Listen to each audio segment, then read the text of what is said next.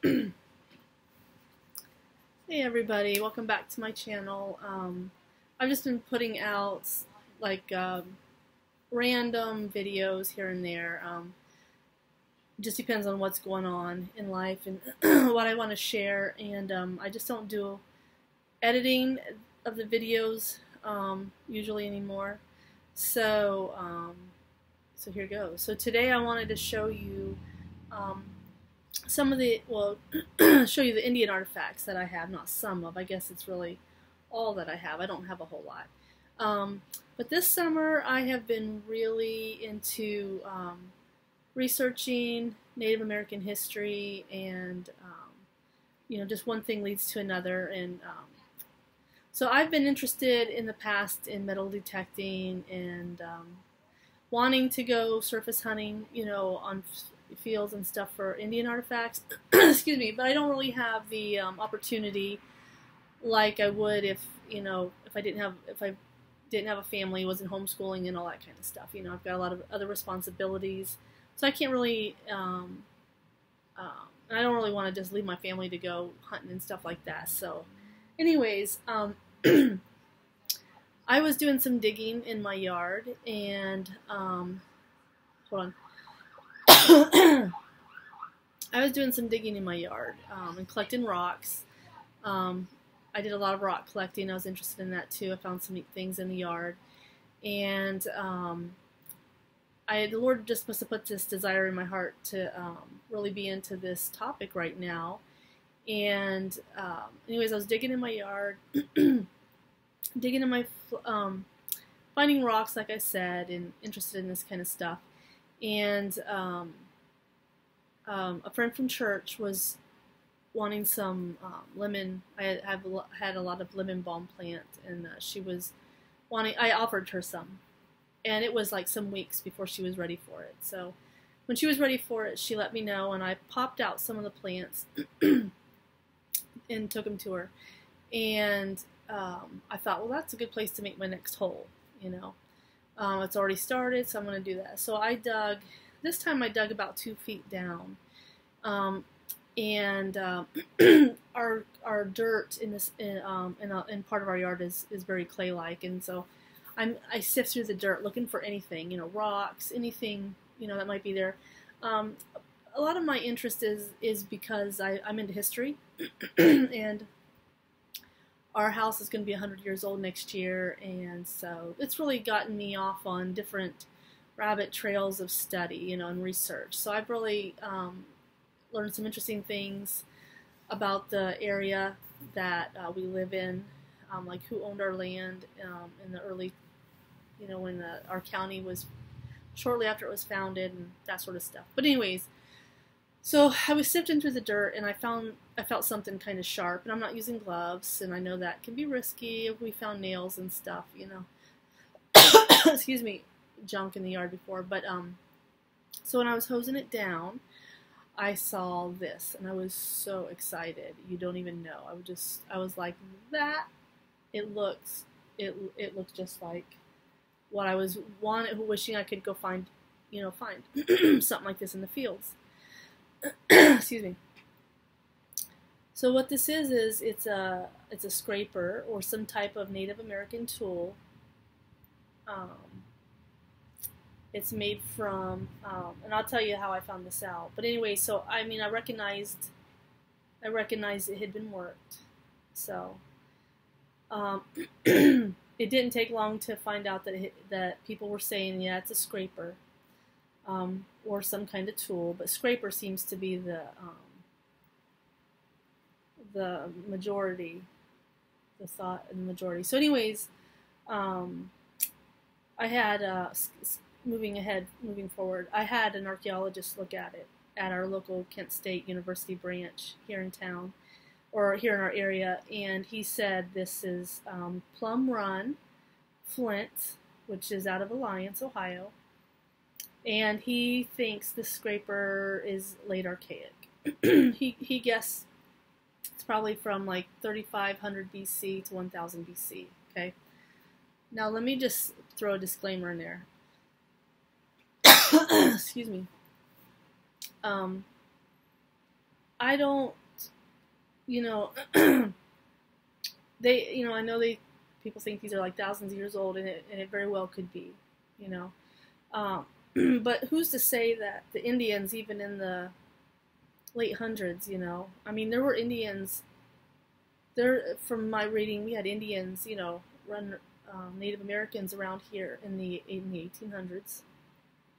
You know, Ohio wasn't a state; it was a territory. It wasn't a state until I think 1803, and people were moving in here and settlers and stuff, and there was skirmishes with the natives.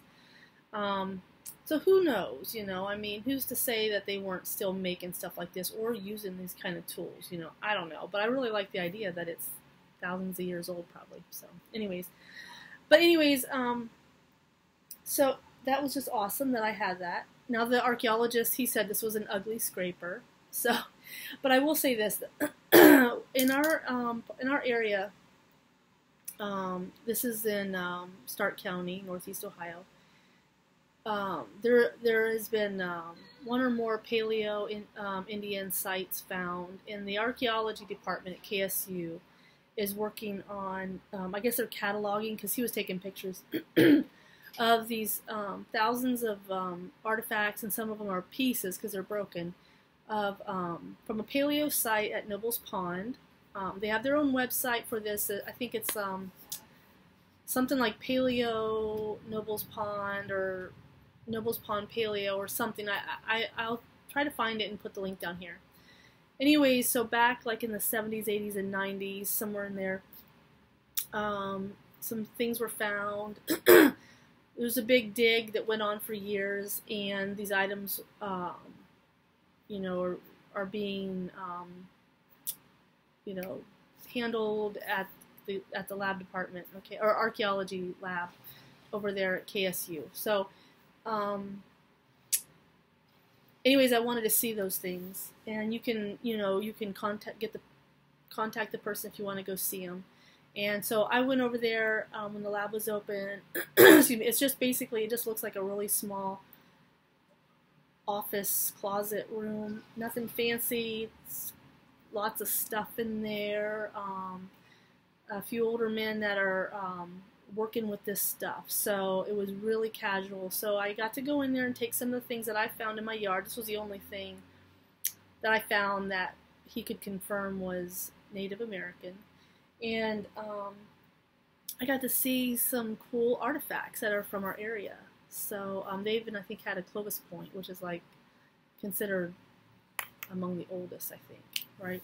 It's the Clovis era. So, but anyways, enough about that. So let me move on. I found out that there was a Native American artifact show in Manchester, Ohio, along the Ohio River. And so my husband was okay with us going, and so we made a weekend out of it. We went to the artifact show, and I want to tell you about it because it was better than what I, expected. So we went there, and then we headed down to Mammoth Cave, Kentucky, and we went on one of the tours there before we came back to Ohio. So this thing at Manchester, Ohio, I highly recommend that if you're into the artifacts that you consider going to this if you're close enough. It's free admission. They had dealers and collectors set up on the inside, and it's a nice rustic facility. And it's right off of the Ohio River, okay? And then they had a hog roast. This was a Friday, Saturday event. On Friday they had, and they've been doing this for like 20 or 25 years. Now, I don't know how long they'll keep doing it, but maybe if more people will get interested in it in these upcoming generations, maybe it will continue. But the hog roast was Friday night. It was free food, and they had more than just the barbecue there, or the meat and that. So I thought it was a nice spread. So they had that was free, and it's all by donation. This is by donation. So then they had a free kids hunt, a kids artifact hunt on the bank of the Ohio River, and they did put artifacts down there for the kids to find. you know. So I know that I asked, you have to get permission, you know, to hunt on private property, and you got to get a permit if you want, you know, to hunt on government property. I got permission to hunt down there on their property along the bank, and I didn't find anything Friday night. And then Saturday, after the kids had their time looking for stuff, then the adults could go down there and hunt. And I did find something. Well, actually, and I had saw some things down there while the kids were hunting, but we're not allowed to tell the kids what to get or what to look for. They're, you know, they're supposed to be able to find these things. So my son found 13 arrowheads, or, you know, whatever kind of tools and that sort of thing.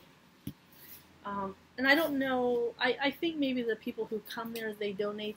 This is totally me guessing.